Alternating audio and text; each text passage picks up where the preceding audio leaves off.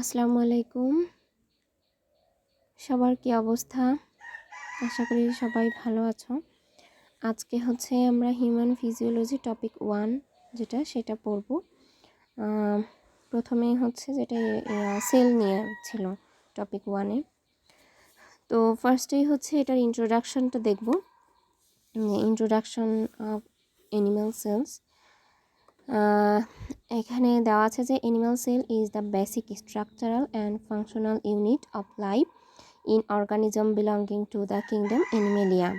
These cells are eukaryotic, means this possesses a well-defined nucleus and a membrane-bound organelles. Animal cells vary in shape, size and function but share several common features and structures. অর্থাৎ আমাদের basic যে structural functional unit আছে সেটাই আমাদের animal sell এবং আমাদের যে বডিতে যে বিভিন্ন অর্গানিজম আছে সেগুলোর ইউনিট সেল। তো এই সেলের ভিতরে যেসব ইউক্যারিওটিক সেল আছে, ইউক্যারিওটিক সেল যাদের ভিতরে যেই সেলের ভিতরে তোমার নিউক্লিয়াস থাকবে এবং মেমব্রেন থাকবে, মেমব্রেন দ্বারা আবৃত থাকবে, সেগুলো ইউক্যারিওটিক সেল। আর এই অ্যানিমাল সেলগুলো বিভিন্ন শেপের হয়, বিভিন্ন সাইজের হয় এবং এক একটা সেলের ফাংশন কিন্তু এক এক রকম হয়। তো এখানে সেলের একটা স্ট্রাকচার দেওয়া আছে, তোমরা এই স্ট্রাকচারটা দেখবা এবং নিজেরা আঁকবা, এঁকে লেবেলিং সহ প্র্যাকটিস করবা।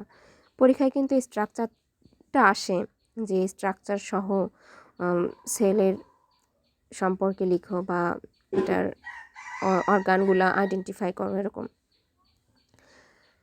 এরপরে আছে সেল ডক্ট্রিন, যেটা অর্থাৎ সেল থিওরি, যেটাকে বলে বাংলায় বলে কোষ মতবাদ।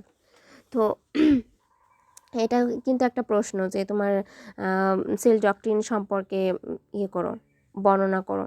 তো তখন যতটুকু লাগবে আমি এখানে দিয়েছি একটু, তো তোমরা এখানে একটু বাড়তিও দেওয়া আছে, জাস্ট জানার জন্য অ্যাড করেছি।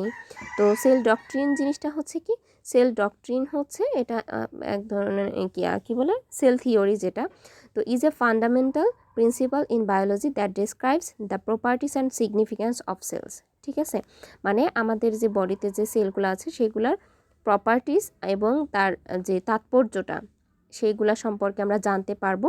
এর যে বেসিক যে স্ট্রাকচারাল ফাংশনাল যে ইউনিট আছে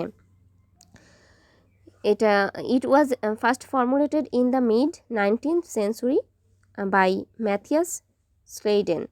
তো তারপরে আরেকজন আছে থিওডোর শোয়ান, এরপরে রুডব। আচ্ছা, এই নামগুলো তোমাদের মনে যদি না থাকে, একটু কঠিন নাম, মনে না থাকলেও দরকার নাই, তবে কত সেঞ্চুরিতে এটা হয়েছে জাস্ট একজনের নাম আপাতত মনে রেখো, একজন বা দুজনের নাম মনে রাখলেই হবে, সবার নাম মনে না থাকলেও সমস্যা নেই। তো এখানে তোমার এই সেল ডক্ট্রিনের 3টা প্রিন্সিপাল আছে। 3টা প্রিন্সিপালের মধ্যে প্রথম যেটা, সেটা all living organisms are composed of one or more cells. অর্থাৎ আমাদের বডিতে যত আছে অর্গানিজম আছে সেটা এক বা একের অধিক সেলের সমন্বয়ে গঠিত। This principle emphasis that cells are the building blocks of all life forms from single called microorganism to complex multicellular organisms including plant and cell. শুরুতেই তো আমরা জানি যে সেল কি স্ট্রাকচারাল অ্যান্ড ফাংশনাল ইউনিট। তো এটা সিঙ্গেল সেলড মাইক্রো অর্গানিজম যেগুলো আছে সেগুলোর জন্য কিন্তু এটা এই সেল বিল্ডিং ব্লক হিসেবে কাজ করবে। আবার তোমার মাল্টিসেলুলার কমপ্লেক্স মাল্টিসেলুলার যে অর্গানিজমগুলো আছে সেগুলোর ক্ষেত্রেও কিন্তু এটা সেই বিল্ডিং ব্লক ইউনিট হিসেবে কাজ করতেছে, প্লান্ট এবং অ্যানিমেল দুটোর ক্ষেত্রেই। 2 number principle the cell is the basic unit of structure and function in living organism. ওই একই কথা কিন্তু আবার চলে আসতেছে যে এটা তোমার স্ট্রাকচার এবং ফাংশনাল বেসিক ইউনিট সেল। তো every cell is an independent unit capable of performing vital functions such as metabolism, growth, reproduction and response to stimuli. In multicellular organisms, cells work together to form tissue, organ and system. তো এদের যে vital যে ফাংশনগুলো আছে সেগুলা কিন্তু এক এক organ বা এক এক সেল ভিত্তিক কিন্তু আলাদা হবে, কোনোটা মেটাবলিজম, কোনোটা গ্রোথ, রিপ্রোডাকশন, এক একটার কাজ কিন্তু এক এক রকম হচ্ছে। তারপরে হচ্ছে all cells arise from pre existing cells, this idea proposed by Rudolf Virchow in 1858 as omnicellular rejects the earlier notion of spontaneous generation and states that new cells are produced only through the division of existing cell। অর্থাৎ আমাদের এই সেলগুলা কিন্তু প্রতিনিয়ত বিভাজিত হয়, বিভাজনের মাধ্যমে কিন্তু আমাদের গ্রোথ হয়। তো ওই কথাটাই বলতেছে যে পুনরায় যে জেনারেশন হচ্ছে, সেলের যে জেনারেশন হচ্ছে, তোমার ডিভিশন হচ্ছে, সেখান থেকেই কিন্তু গ্রোথ হচ্ছে। তারপরে হচ্ছে এখানে এই হচ্ছে তোমার সেলের যেই সেল থিওরি, এখানে 3টা প্রিন্সিপাল আছে। এই 3টা প্রিন্সিপাল হচ্ছে এতটুকু পড়ে তোমরা এটাকে নিয়ে একটু বিস্তারিত ওই পয়েন্ট আউট করে তারপরে হচ্ছে তোমার লিখে দিবা বর্ণনা সহ। আচ্ছা, এখানে তারপর আরেকটা জিনিস রেখেছি যে সেটা হচ্ছে তোমার significance of the cell doctrine, এটার মানে কি প্রয়োজনীয়তা, এখানে যে হাইলাইট করে দিয়েছি যে ফাউন্ডেশন অফ মডার্ন বায়োলজি, তারপরে মেডিকেল অ্যাডভান্সমেন্ট, ইভলিউশনারি ইনসাইট, এটা জাস্ট জানার জন্য পড়বা, হ্যাঁ। আর এক্সেপশনস টু দ্য ডক্ট্রিন, এই যে আমরা সেল থিওরিটা পড়লাম, এটা কোন কোন ক্ষেত্রে হচ্ছে কাজ করে না, এক্সেপশন কোনটার ক্ষেত্রে, ভাইরাসের ক্ষেত্রে, তারপরে মাল্টি নিউক্লিয়েটেড সেলসের ক্ষেত্রে। এই তো এই পরের যে তথ্যগুলো এগুলো হচ্ছে জাস্ট এমনি জানার জন্য দিয়েছি, এমনি জাস্ট একটু রিডিং দিবা। ওকে, এরপরে আসি যে তোমার এই ফাংশন সেলের কি কি ধরনের ফাংশন রয়েছে, বা এটাও কিন্তু প্রশ্ন, আমি কিন্তু প্রশ্ন ধরে ধরে আনসারগুলো রেডি করেছি যেন তোমাদের আরও সহজ হয়, তোমাদের জন্য কোনো না হয়, কষ্ট না হয়। তো এখানে দেখি যে সেলের কি কি ফাংশন আছে। Cell perform various functions essential for the survival and functioning of living organism. These functions vary depending on the type of cell but can be broadly categorized as follows। দেখো, প্রথম ফাংশনটা কি, স্ট্রাকচারাল সাপোর্ট অ্যান্ড অর্গানিজম। স্বাভাবিক cell তো আমাদের structural support দিবে। Cells provide shape and structure to organism. Cell হচ্ছে আমাদের প্রত্যেক অর্গানে কিন্তু একটা তোমার ফিক্সড একটা শেপ ধারণ করতেছে, সেটা স্ট্রাকচার ঠিক রাখছে। In multicellular organism specialised cells from tissues which combine to create organ and systems. The cell membrane and cytoskeleton maintain cell integrity and organism. তাহলে আমরা যেটা বুঝতে পারলাম যে সেল হচ্ছে কি করবে, আমাদের শেপ এবং স্ট্রাকচার প্রোভাইড করবে, এবং এ হচ্ছে একটা ফিক্সড একটা শেপ ধারণ করবে, হ্যাঁ, প্রত্যেক অর্গানের ক্ষেত্রে। তারপরে হচ্ছে metabolism and energy production. Cells perform metabolic reaction including breaking down nutrients to generate energy. Energy is produced primarily in the form of ATP, অর্থাৎ অ্যাডিনোসিন ট্রাইফসফেট যেটা বলি, through cellular respiration in the mitochondria. এই যে mitochondria নামের একটা organ আছে, আমরা এই জিনিসগুলো পড়বো পরে। তো এই অর্গানটা হচ্ছে তোমার কি করে, এটা হচ্ছে তোমার সেলুলার রেসপিরেশনের জন্য খুবই গুরুত্বপূর্ণ, এবং এটাকে তোমার পাওয়ার হাউস বলা হয়, এনার্জির পাওয়ার হাউস, শক্তি বলা হয়। তো এটা হচ্ছে খুব গুরুত্বপূর্ণ, এবং এখান থেকে হচ্ছে এটিপি ফর্ম হয়, যেটা থেকে আমরা এনার্জি পাই, এনার্জি প্রডিউসড হয়ে থাকে। তো এই সেলগুলো কিন্তু এনার্জি প্রোডাকশনের জন্য কাজ করছে। তারপরে হচ্ছে 3 number, transport of substance. The cell membrane controls the movement of substance into and out of the sell.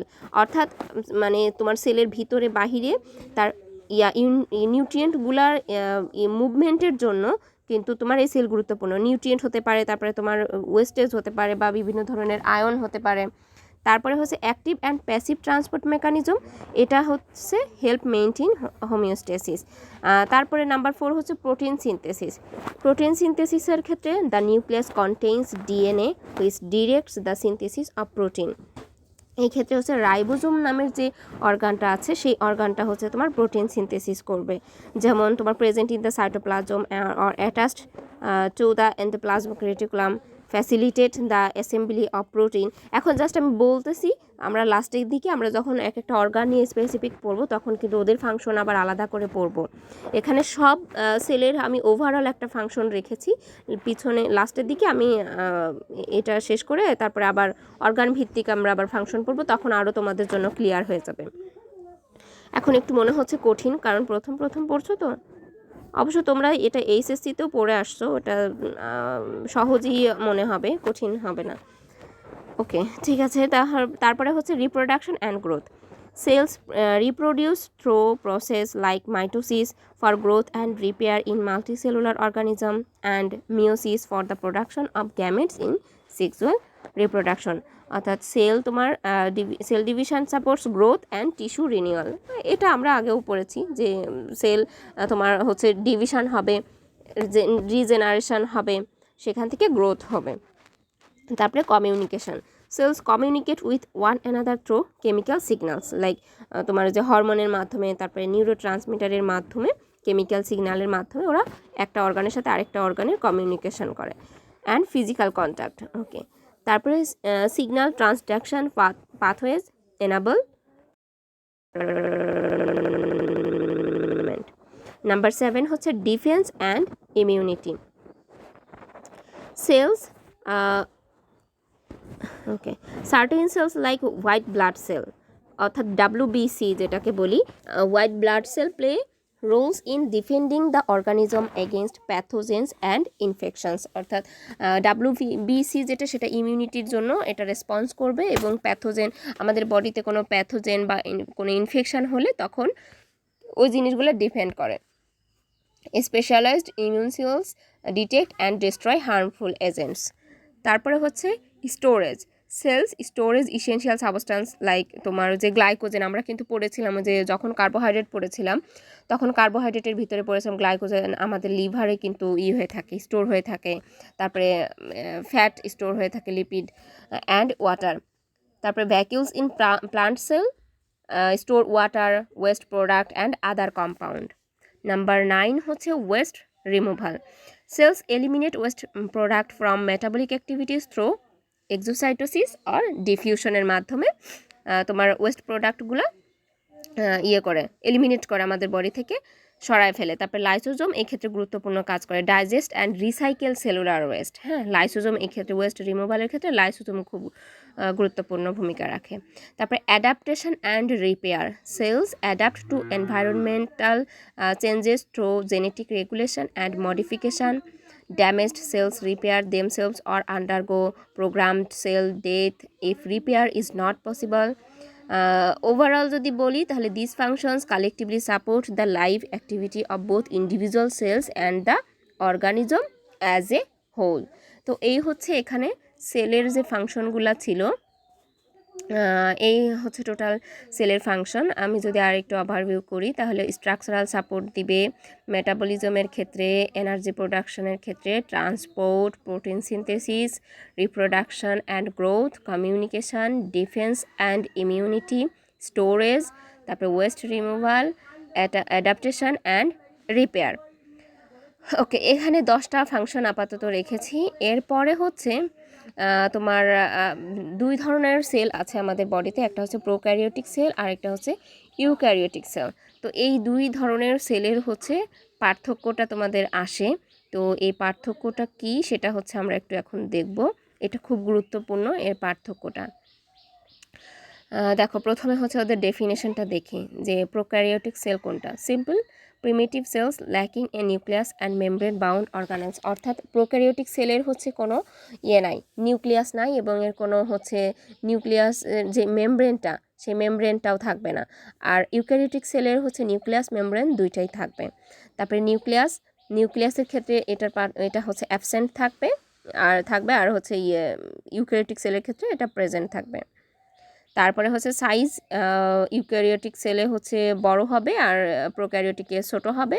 DNA প্রোক্যারিওটিকে হচ্ছে সার্কুলার সিঙ্গেল ক্রোমোসোম থাকবে, আর এটার ক্ষেত্রে হচ্ছে লিনিয়ার মাল্টিপল ক্রোমোসোম থাকবে। সহজ আছে, এটা জাস্ট একটু রিডিং দিলেই পারবা। আর মেমব্রেন বাউন্ড হচ্ছে ওই একই কথা, প্রথমে যেটা সংজ্ঞার মধ্যে পড়েছিলাম, মেমব্রেন হচ্ছে তোমার অ্যাবসেন্ট থাকবে আর ইউক্যারিওটিকের ক্ষেত্রে প্রেজেন্ট থাকবে। আর রাইবোজোম হচ্ছে প্রোক্যারিওটিকে ছোট থাকবে আর এটার ক্ষেত্রে বড়। সেল ডিভিশনের ক্ষেত্রে প্রোক্যারিওটিকের ক্ষেত্রে বাইনারি ফিশন হবে, অর্থাৎ এসেক্সুয়াল রিপ্রোডাকশন হবে, আর ইউক্যারিওটিকে হচ্ছে মাইটোসিস আর মিওসিস প্রক্রিয়া, দুইটা মাইটোসিস অ্যান্ড মিওসিস দুই ধরনের হবে, সেল ডিভিশন হবে। আর রিপ্রোডাকশনের ক্ষেত্রে হচ্ছে এসেক্সুয়াল হবে, আর এটার ক্ষেত্রে বোথ সেক্সুয়াল এসেক্সুয়াল দুইটার ক্ষেত্রে দুইটাই হবে। সেল ওয়ালের ক্ষেত্রে হচ্ছে present in most made of peptidoglycan, আর এটার ক্ষেত্রে হচ্ছে present in plants and fungi, absent in animal cells. আর সাইটোস্কেলেটন এরপরে হচ্ছে একটু কঠিন লাগছে, তো কঠিন দরকার নেই, ওই বাকি ওইগুলা পর্যন্ত জানলেই হবে। সাইটোস্কেলেটন এটার ক্ষেত্রে অ্যাবসেন্ট থাকবে আর এটার ক্ষেত্রে প্রেজেন্ট থাকবে। আর এক্সাম্পলের জন্য হচ্ছে যেমন ব্যাকটেরিয়া, ইকোলি আছে, তারপরে এটার ক্ষেত্রে ইউক্যারিওটিকের ক্ষেত্রে animal cell, human cell, yeast, এগুলা। এই হচ্ছে তোমার পার্থক্য। ওকে, এখন আসি হচ্ছে তোমার এটার সম্পর্কে, ডিসকভারি অফ দ্য সেল। সেলের যে ডিসকভারি ছিল তখন কিভাবে এটা আবিষ্কৃত হয়েছিল। এই যে দেখো এখানে যে তিনজন, যে আমরা সেল ডক্ট্রিনের ক্ষেত্রে যে তিনজনের নাম দেখেছিলাম, দেখো এখানে 1665 Robert Hooke examined thin slices of cork and other plant materials contained microscopic compartments named it cells, সেখান থেকে তার নাম দেওয়া হয়। এরপরে হচ্ছে লিওয়েন হুক হচ্ছে কি করে, made further observation of the cells of plant, animals and micro organisms. তারপরে স্ক্লেডেন কি করে, all plants are composed cell. তারপরে থিওডোর স্কোয়ান কি করে, উনি বলেন হচ্ছে all animals are composed of cells. আর রোডফ কি বলে, প্রপোজড দ্য সেল থিওরি, উনি হচ্ছে সেল থিওরি প্রপোজালটা দেয়। আর 1840-তে হচ্ছে named the cell contents protoplasm. আচ্ছা, এটাই এই তথ্যটা থিওরিটা এমনি জাস্ট দেখবা যে কার কার নাম, এবং এখানে হচ্ছে ওই যে সেলের যে রবার্ট হুক যে করে পরীক্ষা করে আর হচ্ছে নামকরণ করে সেলের, কর্কের ভিতরে যে স্লাইস দিয়ে করে নামকরণ করে শালটা, আর ওই নামটা ভালোভাবে মনে রাখবা। আর এখন দেখি যে components of a typical animal cell, animal সেলের কী কী ধরনের কম্পোনেন্ট থাকে।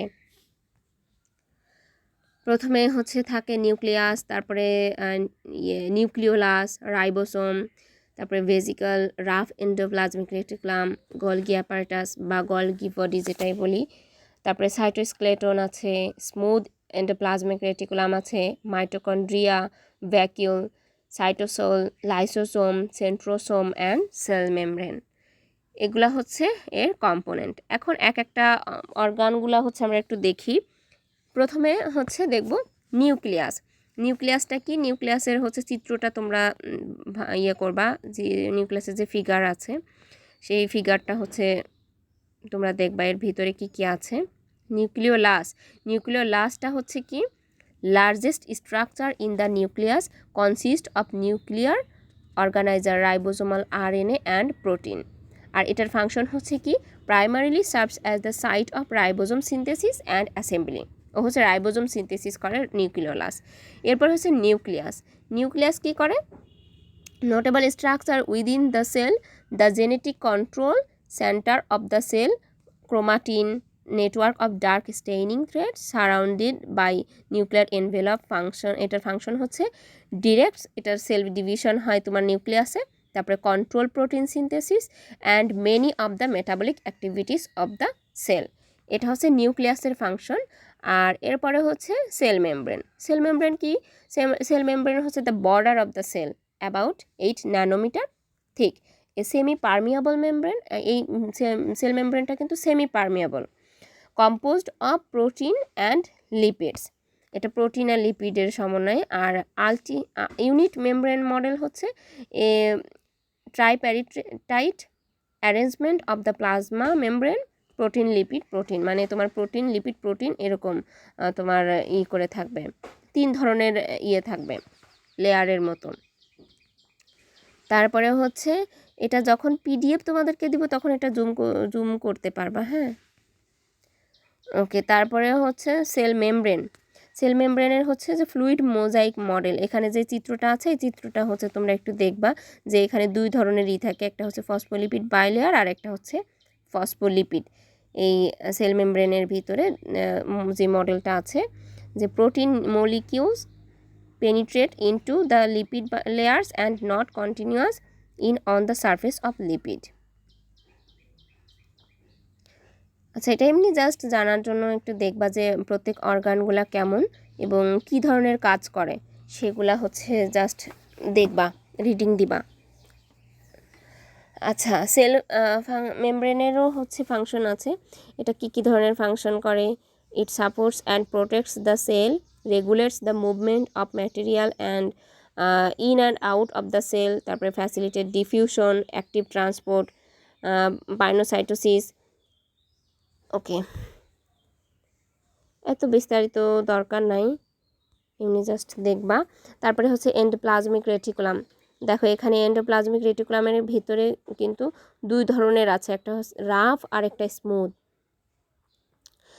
তো এখানে দেখো রাফ এন্ডোপ্লাজমিক রেটিকুলাম যেটা, সেটার ফাংশন হচ্ছে কি এটা করবে, প্রোটিন তৈরি করবে এবং to make more membrane channelling products both to the outside of the cell via the membrane.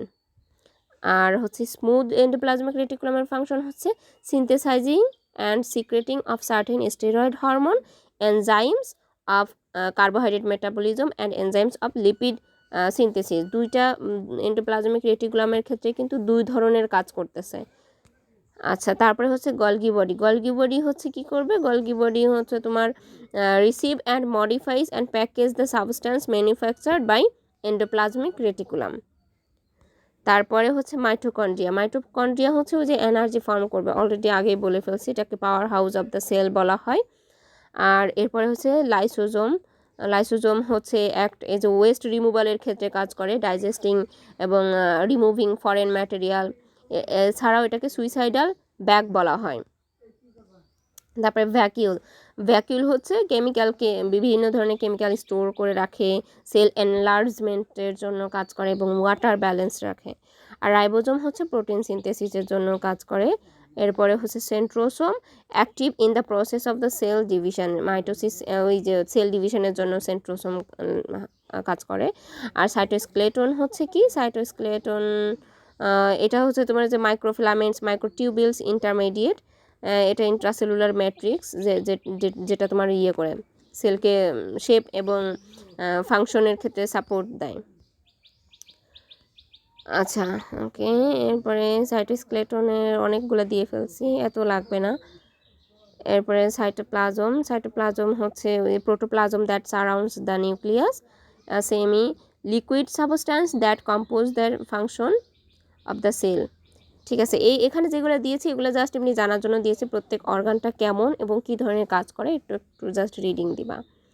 এখন হচ্ছে plant cell versus animal cell. Plant cell কি আর অ্যানিম্যাল সেলের মধ্যে পার্থক্যটা কি? এটা তোমার প্লান্ট সেলের ভিতরে যে মানে বিশেষ যে পার্ট, সেটা হচ্ছে এটার ভিতরে ক্লোরোপ্লাস্ট থাকবে, অ্যানিম্যাল সেলের ভিতরে ক্লোরোপ্লাস্ট থাকবে না। তারপরে নিউট্রিশন, এটা ফটোসিনথেসিসের মাধ্যমে পাবে। আর এটা হচ্ছে can not make its own food, প্রাণী করতে পারে না, কি বলে, নিজের খাদ্য নিজে তৈরি করতে পারে না। তারপরে হচ্ছে এর লোকোমোশন হচ্ছে মোস্টলি নো মুভমেন্ট, আর এটা হচ্ছে এক্সিবিটস মুভমেন্ট। আর গ্রোথের ক্ষেত্রে কিপ অন গ্রোয়িং আর স্টপস আফটার ম্যাচুরেশন, ম্যাচিউর হওয়ার পরে এটার গ্রোথ কিন্তু স্টপ হয়ে যায়। আর দেখো প্লান্ট সেল কিন্তু ওটা গ্রো হতেই থাকে। Shape and structure rigid, fixed, rectangular. আর এটার ক্ষেত্রে lack rigidity round and irregular হয়। আচ্ছা, প্রোক্যারিওটিক আর ইউক্যারিওটিক সেলে দুই ধরনের পার্থক্য এখানে দিয়েছি, যে প্রোক্যারিওটিক দেখতে কেমন আর ইউক্যারিওটিক দেখতে কেমন। ওকে, এখানেও যে আলাদা করে আবার একটু দেওয়া আছে, পার্থক্য দেওয়া আছে, এটা একটু দেখে নিও তোমরা, কারণ শুরুতে আমরা ইউক্যারিওটিক প্রোক্যারিওটিকের পার্থক্য অনেকগুলো পড়েছি, 10টা মতো পড়েছি। আচ্ছা, এরপরে ইউনিসেলুলার মাল্টি সেলুলার, যেটা এটা এখানে হচ্ছে ইউনিসেলুলার অর্গানিজমের ক্ষেত্রে ইউনিসেলুলার অর্গানিজম হচ্ছে তোমার অ্যামিবা, ব্যাকটেরিয়া এগুলা। আর মাল্টি সেলুলার অর্গান হচ্ছে প্লান্ট, অ্যানিম্যাল এগুলো হলো মাল্টিসেলুলার। মানে মাল্টিসেলুলার হচ্ছে অনেকগুলা সেলের সমন্বয়ে গঠিত, আর ইউনিসেলুলার হচ্ছে জাস্ট সিঙ্গেল সেল থাকবে, সেগুলো হচ্ছে ইউনিসেলুলার।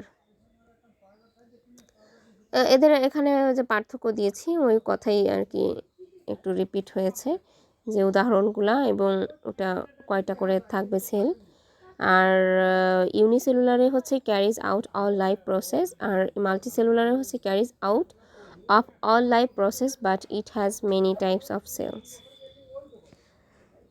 ওকে, এরপরে হচ্ছে সেল টাইপস। এপিথেলিয়াল সেল আছে। এপিথেলিয়াল সেল মানে অন্য ওই সব সেলের বাহিরেও যে এক্সট্রা যে ওমা প্রথমে চলে আসছি, দাঁড়াও দাঁড়াও।